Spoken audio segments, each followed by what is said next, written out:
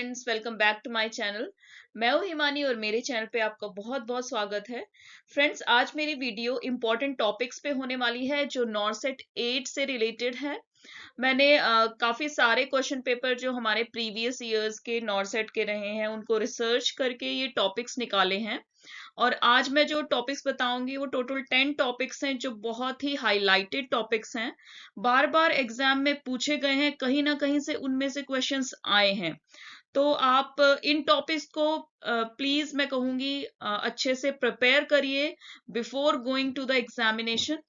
और इनमें से कुछ ना कुछ क्वेश्चन इस बार भी जरूर आने वाले हैं। तो चलिए स्टार्ट करते हैं अपनी वीडियो। मैं आपको ये भी बता दूं कि मैं इन टॉपिक्स को डिस्कस करते हुए थोड़े से इंपॉर्टेंट डिटेल्स भी बताऊंगी, जिनको आप अब नोट भी कर सकते हैं या वीडियो को डाउनलोड कर सकते हैं या वीडियो को शेयर करके दोबारा भी देख सकते हैं। आप प्लीज उनको सभी अपने फ्रेंड्स को शेयर करिए वीडियो जो भी नॉरसेट 8 देने वाले हैं। तो चलिए दोस्तों स्टार्ट करते हैं। तो सबसे पहला जो मेरा टॉपिक है वो है सीपीआर या इमरजेंसी मैनेजमेंट। फ्रेंड्स, सबको पता है सीपीआर कार्डियो पल्मोनरी रिससिटेशन है और एक इमरजेंसी जो मैनेजमेंट होती है उसमें बहुत ही इंपॉर्टेंट रोल प्ले करता है। तो जो इस बार के जो क्वेश्चंस आने वाले हैं वो काफी सारे क्वेश्चंस जो हैं जो सिचुएशन बेस्ड होने वाले हैं। तो इसमें से कार्डियो पल्मोनरी रिससिटेशन एक बहुत ही इंपॉर्टेंट टॉपिक है। तो अगर हम देखें कि सीपीआर से क्या क्या क्वेश्चंस बन सकते हैं, तो rate of compression is to respiration का क्वेश्चन बन सकता है। जो हमारा टोटल कंप्रेशंस एक मिनट में कितने होने चाहिए, ये क्वेश्चंस बन सकते, इस टाइप के क्वेश्चंस बन सकते हैं। या फिर what is the exact site for compression, ये क्वेश्चन बन सकता है। और पीडियाट्रिक्स या नियोनेट्स में कौन सी साइट होती है कंप्रेशन के लिए, और एक कंप्रेशन कितना इफेक्टिव होता है उस पे क्वेश्चन बन सकता है। तो सीपीआर से रिलेटेड काफी सारे क्वेश्चंस बन सकते हैं। सीपीआर किस सिचुएशन में कॉन्ट्रा इंडिकेटेड हो सकता है, और सीपीआर से पहले जब एक पेशेंट को इमरजेंसी में ट्रीट किया जाता है तो सबसे पहले कौन कौन से स्टेप्स हैं। अगर एक पेशेंट आपको लग रहा है अनकॉन्शियस है तो आपको कौन कौन से स्टेप्स फॉलो करने होंगे बिफोर स्टार्टिंग ए सीपीआर। तो वो सब भी क्वेश्चन में वो सब भी क्वेश्चन बन सकते हैं। तो यहाँ पे मैं एक बार स्टेप्स आपको बता देती हूँ। सबसे पहले आपको असेस करनी है सिचुएशन क्या है। जो पेशेंट है वो अगर अनकॉन्शियसली फॉल हो गया है या क्या सिचुएशन हुई है, उस सिचुएशन को आपको एक्टिवली असेस करना है।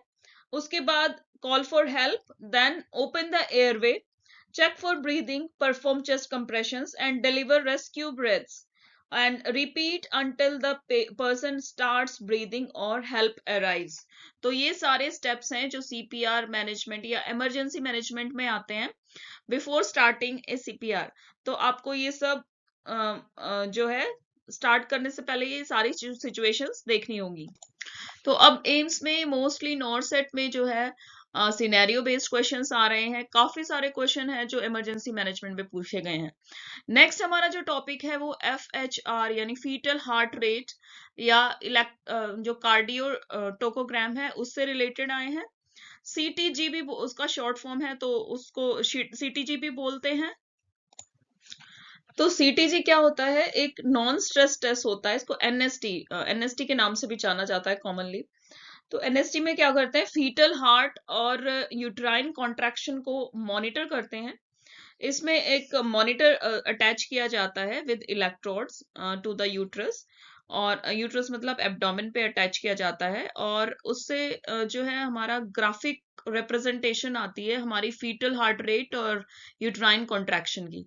तो इससे हमें पता चलता है कि फीटल इज वेल, फीटस की जो हेल्थ है, he is well of in during the pregnancy. तो इससे हम फीटल की वेलबींग और यूट्राइन कॉन्ट्रैक्शन को रिकॉर्ड कर लेते हैं। नेक्स्ट हमारा जो इम्पोर्टेंट टॉपिक है वो है O2 inhalation and different routes. तो ऑक्सीजन इनहेलेशन बहुत ही इंपॉर्टेंट टॉपिक है, आपको तैयार कर लेना चाहिए। और इसके जो इंपॉर्टेंट क्वेश्चन बनता है वो टाइप्स एंड फ्लो रेट से मेनली क्वेश्चंस आए हैं। टाइप्स पे अगर बात करें तो नेजल कैनुला या nasal prongs, then simple face mask, partial rebreather mask, non-rebreather mask, Venturi mask, and high flow nasal cannula. तो ये टाइप्स हैं ऑक्सीजन इनहेलेशन के जो पेशेंट को जिसके थ्रू से दिया जाता है, और ये डिफरेंट फ्लो रेट भी डिपेंड करता है कि आप कौन से टाइप का ऑक्सीजन इनहेलेशन जो है पेशेंट को एडमिनिस्टर कर रहे हैं। तो डिफरेंट रूट्स के लिए डिफरेंट फ्लो रेट्स बताए गए हैं। जैसे अगर बात करें पीडियाट्रिक नेजल कैनुला का, तो ये 6 लीटर पर मिनट से टिपिकली मैक्सिमम 4 लीटर पर मिनट तक जाता है। जो नेजल कैनुला का ऑक्सीजन एडमिनिस्ट्रेशन का फ्लो रेट है नॉर्मली वो 1 to 6 लीटर पर मिनट है। पीडियाट्रिक्स में ये वेरी करते हैं, और ये जो है 25% से 45% तक ऑक्सीजन डिलीवर करता है पेशेंट को। अब सिंपल फेस मास्क की बात की जाए तो 6 to 10 लीटर्स पर मिनट होता है फ्लो रेट, और it delivers 35% to 60% of oxygen. अगर नॉन रीब्रीदर मास्क की बात करें तो फ्लो रेट रहता है 10 to 15 लीटर्स पर मिनट। तो डिफरेंट मास्क या डिफरेंट टाइप्स ऑफ एडमिनिस्ट्रेशन के डिफरेंट फ्लो रेट्स हैं, और उनकी रेंज आपको रफली याद होनी चाहिए। तो यहाँ से भी क्वेश्चंस आए हुए हैं। नेक्स्ट है ECG related questions. ECG related बहुत सारे क्वेश्चंस पूछे गए हैं। For example wide QRS complex क्यों होता है, या फिर टॉल क्यूआरएस कॉम्प्लेक्स क्यों होता है, एबनॉर्मल क्यू वेव क्या इंडिकेट करती है। तो एबनॉर्मल क्यू वेव जो है कॉमनली मायोकार्डियल इन्फार्क्शन जो एमआई होता है वो इंडिकेट करती है। एंड इस टाइप के काफी सारे क्वेश्चंस बनते हैं जो मेनली पूछे जाते हैं ईसीजी से। तो ईसीजी रिलेटेड भी काफी क्वेश्चंस पूछे गए हैं।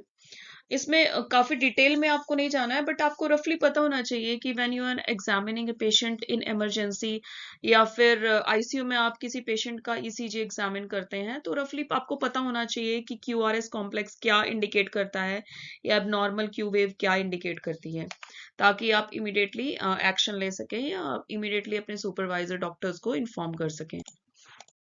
नेक्स्ट जो हमारा टॉपिक है वो है रेस्पिरेटरी फेलियर। तो रेस्पिरेटरी फेलियर काफी एक कॉम्प्लेक्स टॉपिक है, उसमें से भी बहुत सारे क्वेश्चंस पूछे गए हैं। इसमें ये इंपॉर्टेंट इसीलिए है कि यहाँ पे मैं इमरजेंसी वाले टॉपिक्स मेनली डिस्कस कर रही हूँ, जो हम इमरजेंसी वार्ड में पेशेंट को ट्रीट करने के लिए यूजुअली देखते हैं डे टू डे लाइफ में। तो रेस्पिरेटरी फेलियर उनमें से एक है, और आप कैसे असेस करेंगे कि patient is under going A respiratory failure. तो साइन एंड सिम्टम आपको पता होने चाहिए रेस्पिरेटरी फेलियर के। उसके बाद फर्स्ट लाइन ऑफ ट्रीटमेंट क्या है, देन उसके बाद उसकी पैथोफिजियोलॉजी एटियोलॉजी क्या होती है, ये सब चीजें आपको पता होनी चाहिए। तो रफली मैं आपको बता दूं कि respiratory failure is a serious condition that occurs when the lungs can't properly exchange oxygen and carbon dioxide, and this results in the blood oxygen levels or high concentration of carbon dioxide levels, जिसको हम हाइपरकैप्निया भी बोलते हैं। Respiratory failure can develop suddenly, acute और gradual. तो suddenly भी develop हो सकता है, ग्रेजुअली भी डेवलप हो सकता है, एक्यूटली भी डेवलप हो सकता है। इसकी जो ट्रीटमेंट है उसमें फर्स्ट ऑफ ऑल आ जाता है oxygen therapy, then mechanical ventilation. अगर ऑक्सीजन थेरेपी से जो पेशेंट है रिस्पॉन्ड नहीं कर रहा है, तो हमें सी पैप या मैकेनिकल वेंटिलेशन जो है स्टार्ट करना पड़ सकता है। और साथ के साथ हमें कार्बन डाइऑक्साइड का लेवल्स भी चेक करने होते हैं ब्लड में, कि पेशेंट एसिडोसिस में तो नहीं है, और कुछ ड्रग्स भी हैं जो स्टार्ट करने होते हैं। तो सारी चीजें आपको पता होनी चाहिए रेस्पिरेटरी फेलियर की। इससे रिलेटेड काफी क्वेश्चंस आए हैं। Next is suctioning, types of suctioning, nasopharyngeal suction, oral suction and tracheostomy suction. ये भी बहुत इंपॉर्टेंट टॉपिक है। एक तो सबसे पहले प्रोसीजर पता होना चाहिए आपको, सक्शनिंग करने का क्या प्रोसीजर है, हमें कौन सी सक्शन ट्यूब लेनी है, किस पेशेंट के लिए क्या नंबर होना चाहिए। तो अलग अलग ट्यूब्स के अलग अलग नंबर्स होते हैं। तो अगर क्वेश्चन बनता है तो फ्रेंच जो हमारा नेजोगैस्ट्रिक सक्शनिंग की ट्यूब्स होती हैं उनको हम कैथेटर्स बोलते हैं, और इनके साइज अलग अलग आते हैं। तो साइज जो है वो किस यूनिट में मेजर किया जाता है, तो इसका आंसर होगा फ्रेंच गेज में। तो डिफरेंट जो हम यूज करते हैं कैथेटर्स, उनके साइज और कलर्स अलग अलग होते हैं। जो 5 से शुरू होते हैं 24 तक जाते हैं। तो अलग अलग पेशेंट्स के लिए हम अलग अलग साइजेस यूज करते हैं। जो एडल्ट्स होते हैं मेनली उनके लिए 10 to 14 फ्रेंच गेज का कैथेटर यूज किया जाता है। तो ये डिफरेंट साइजेस भी आपको रफली पता होने चाहिए। और ओरल और ट्रेकियोस्टमी और नेजोफेरेंजियल सक्शन में क्या क्या डिफरेंस होता है, क्या क्या हमें इंपॉर्टेंट पॉइंट्स याद रखने चाहिए, ये सब भी पता होना चाहिए। तो नेक्स्ट टॉपिक है वो इलेक्ट्रोलाइट इम्बैलेंस एंड सिम्टम, और उसके जो रिलेटेड सिम्टम्स हैं उनसे रिलेटेड है। सिम्टम्स में मेनली आता है muscle weakness, confusion, fatigue, headaches, then heart rate changes, nausea, vomiting, numbness, tingling, lightheadedness, blood pressure changes and seizures also. तो ये सारे सिम्टम्स हैं जो इलेक्ट्रोलाइट इम्बैलेंस के हो सकते हैं। जब जब भी कोई पेशेंट आता है इमरजेंसी में रिलेटेड टू इस ये सब सिम्टम्स लेके, तो डॉक्टर्स जो हैं वीबीजी यानी वीनस ब्लड गैस जरूर भेजते हैं। और वो इलेक्ट्रोलाइट इम्बैलेंसेस को देखने के लिए भी एक तरीका है कि हमें पेशेंट का इलेक्ट्रोलाइट्स पता चल जाएगा। अगर पेशेंट को वॉमिटिंग है तो ये किया ही जाता है, ताकि अगर कोई इम्बैलेंस है तो हम इमीडिएटली रेक्टिफाई करके पेशेंट को ट्रीट कर सके।